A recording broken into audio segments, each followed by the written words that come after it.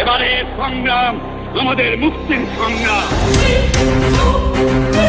বাংলাদেশ স্বাধীনতার 50 বছর অতিক্রম করেছে, কিন্তু দীর্ঘ hello viewer, welcome back to another video. Viewer फिर से एक बहुत ही ज्यादा इम्पोर्टेंट वीडियो लेकर आप लोगों की खिदमत में हाजिर हुए हैं। वीवर बहुत ही जबरदस्त वीडियो होने वाली है। मगरबी दुनिया जो है वो बांग्लादेश को वेपन बेचने के लिए बेचैन है। Viewer all country will export arms to Bangladesh. Viewer बहुत ही जबरदस्त वीडियो होने वाली है। तो वीवर अभी तक चैनल को सब्सक्राइब नहीं किया हुआ तो प्लीज जल्दी से चैनल को सब्सक्राइब कर लीजिएगा।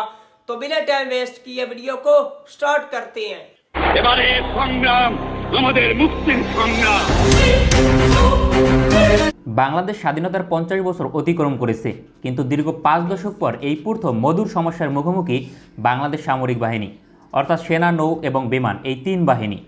স্বাধীনতার পর 70-এর দশক থেকে বাংলাদেশে একটি শক্তিশালী সেনাবাহিনী অপারেট করত, কিন্তু আধুনিক কোনো সমরাস্ত্র তৎকালীন সময় বাংলাদেশ ক্রয় করত না, কারণ অর্থনৈতিক সক্ষমতা না থাকায় আধুনিক সমরাস্ত্র ক্রয় করা হয়নি।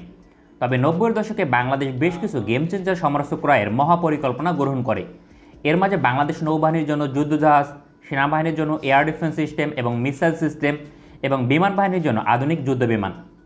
কিন্তু 90-এর দশকের শেষ দিকে বাংলাদেশের অর্থনীতি ছিল মাত্র 52 বিলিয়ন মার্কিন ডলার।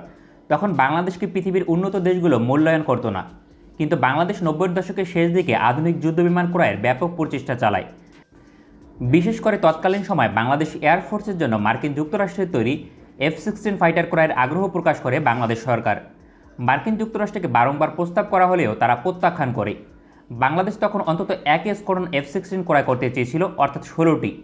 পরবর্তীতে বাংলাদেশ পশ্চিমা বিমান ক্রয়ে ব্যর্থ হয়ে রাশিয়া থেকে MiG-29 ফাইটার ক্রয় করে এবং সেনাবাহিনীর জন্য আধুনিক সমরাস্ত্র ক্রয়ের জন্য ইউরোপীয় দেশগুলোর সঙ্গে আলোচনা করে, কিন্তু বরাবরই ইউরোপীয় দেশগুলো তা প্রত্যাখ্যান করে, যা বাংলাদেশকে চীন এবং রাশিয়া থেকে সমরাস্ত্র ক্রয়ের জন্য বাধ্য করে। বাংলাদেশ নৌবাহিনীর জন্য 90-এর দশকের শেষ দিকে আধুনিক যুদ্ধজাহাজ ক্রয়ের জন্য ইউরোপীয় দেশগুলোর সঙ্গে আলোচনা করা হয়েছিল, বিশেষ করে ইটালি এবং ফ্রান্স, কিন্তু তারা বাংলাদেশের প্রস্তাব মূল্যায়ন করেনি। পশ্চিমা দেশগুলো বাংলাদেশকে প্রত্যাখ্যান করার একমাত্র কারণ ছিল বাংলাদেশের অর্থনীতি মাত্র 52 বিলিয়ন মার্কিন ডলার, ফলে বাংলাদেশ ধারাবাহিকভাবে পশ্চিমা সমরাস্ত্র ক্রয় করবে না। সুতরাং সামান্য এবং সাময়িক সময়ের জন্য সমরাস্ত্র পশ্চিমা দেশগুলো রপ্তানি করতে আগ্রহী ছিল না। বাংলাদেশ 90-এর দশকের শেষ দিকে বাধ্য হয়ে নৌবাহিনীর জন্য চীন থেকে জাহাজ ক্রয় করে, কিন্তু সময়ের পরিবর্তনে পৃথিবীর সব কিছু পরিবর্তন হয়। বাংলাদেশের অর্থনীতি 2008 সালের পর বৃদ্ধি শুরু হয় এবং পরবর্তী 8 বছরের মাঝে বাংলাদেশের অর্থনীতি দ্বিগুণের চেয়েও বড় হয়, কেননা 2008 সালে বাংলাদেশের জিডিপির আকার ছিল মাত্র 91 বিলিয়ন মার্কিন ডলার, যা 2015 সালে দাঁড়ায় 195 বিলিয়ন ডলারে। এরপর থেকে পশ্চিমা দেশগুলো বাংলাদেশকে মূল্যায়ন করা শুরু করে এবং বাংলাদেশের জন্য সমরাস্ত্র বাজার খুলতে শুরু করে। বিশেষ করে 2010 সালের পর ইটালি বাংলাদেশের সমরাস্ত্র বাজারে একটি শক্তিশালী অবস্থান তৈরি করতে সক্ষম হয়। এর মাঝে বিভিন্ন হেলিকপ্টার এবং রাডার সিস্টেম সরবরাহ দিয়ে যাত্রা শুরু করে ইটালি, এবং পরবর্তীতে ফ্রান্স, ব্রিটেন তাদের সমরাস্ত্র বাজার বাংলাদেশের জন্য উন্মুক্ত করে, এবং 2016 সালের পর জার্মানি তাদের সমরাস্ত্র বাজার বাংলাদেশের জন্য উন্মুক্ত করতে শুরু করে। ইউরোপীয় দেশগুলো 2010 সালের পর তাদের সমরাস্ত্র বাজার বাংলাদেশের জন্য উন্মুক্ত করলেও মার্কিন যুক্তরাষ্ট্র তাদের সমরাস্ত্র বাজার উন্মুক্ত করতে শুরু করে 2014 সালের পর থেকে। কিন্তু পশ্চিমা দেশগুলো বাংলাদেশের জন্য তাদের সমরাস্ত্র বাজার পরিপূর্ণভাবে 2018 সালের পূর্বে উন্মুক্ত করেনি, কারণ ভারী সমরাস্ত্র বাংলাদেশের রপ্তানির জন্য মার্কিন যুক্তরাষ্ট্র 2019 সালে অনুমোদন দেয়। যে পশ্চিমা দেশগুলো থেকে বাংলাদেশ আজ থেকে 10 বছর পূর্বে সমরাস্ত্র ক্রয়ের জন্য লবিং করেও ব্যর্থ হতো ক্রয় করতে, আজ ওই সকল দেশ বাংলাদেশের সমরাস্ত্র বাজারে প্রবেশ করতে মরিয়া হয়ে থাকে। বাংলাদেশের সমরাস্ত্র বাজার এখন পৃথিবীর 22তম বৃহত্তম। ভবিষ্যতে অর্থনীতি বড় হচ্ছে এবং পার্শ্ববর্তী দেশের চ্যালেঞ্জ মোকাবেলায় বাংলাদেশ মাল্টি বিলিয়ন ডলারের সমরাস্ত্র ক্রয় করবে। তাই ভবিষ্যতের কথা বিবেচনা করে বাংলাদেশের সমরাস্ত্র বাজার এখনই নিয়ন্ত্রণ করতে চায় পশ্চিমা দেশগুলো। এর মাঝে France, Italy, Germany, Spain, Britain এবং মার্কিন যুক্তরাষ্ট্র অন্যতম।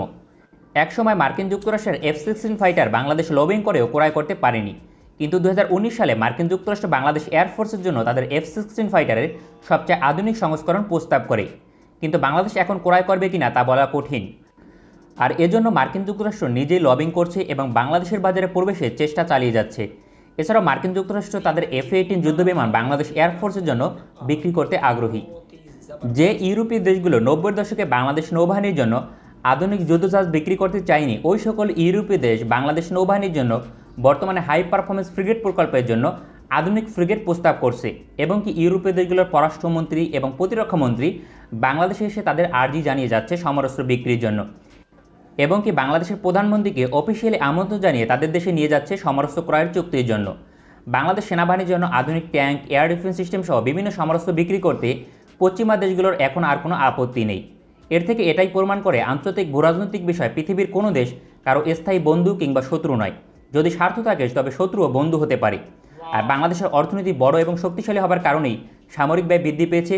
তাই वाह वंडरफुल वीवर, जबरदस्त, क्या बात है वीवर। तमाम जो कंट्री हैं मगरबी वो बांग्लादेश को बहुत बड़े बड़े जो आर्म्स हैं वो बेचना चाहती हैं, देने के लिए बेचैन है वीवर। चाहे उसमें एयरक्राफ्ट की बात करें, फ्रीगेट्स की बात करें, रॉकेट लॉन्चर की बात करें, रॉकेट की बात करें, मिसाइल की बात करें वीवर, बहुत ही जबरदस्त किस्म का आर्म जो है वो बांग्लादेश को सेल करने के लिए वीवर मगरबी दुनिया जो है वो बेचैन है। बहुत ही जबरदस्त किस्म का बांग्लादेश को सपोर्ट करने के लिए बहुत बड़े बड़े इसमें वेपन भी हैं। तो वीवर ये बांग्लादेश के लिए वीवर बहुत बड़ा गुड साइन है कि इस जैसी पावरफुल जो कंट्री है वो बांग्लादेश को पावरफुल किस्म के आर्म जो है वो देना चाहती हैं, बांग्लादेश की सपोर्ट करना चाहती हैं। तो वीवर बांग्लादेश के लिए ये बहुत बड़ा गुड साइन है वीवर। अगर आप लोगों को इसी तरह की नॉलेजेबल वीडियो देखनी है आर्मी के रिलेटेड तो प्लीज जल्दी से हमारे चैनल को सब्सक्राइब कर लीजिएगा। मिलते हैं आपसे नेक्स्ट वीडियो में इंशाल्लाह, तब तक के लिए अल्लाह हाफिज।